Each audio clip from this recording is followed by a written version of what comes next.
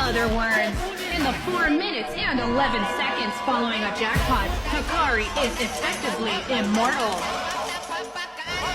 If I can get to Hikari's jackpot for the next 4 minutes and 11 seconds, then I will win.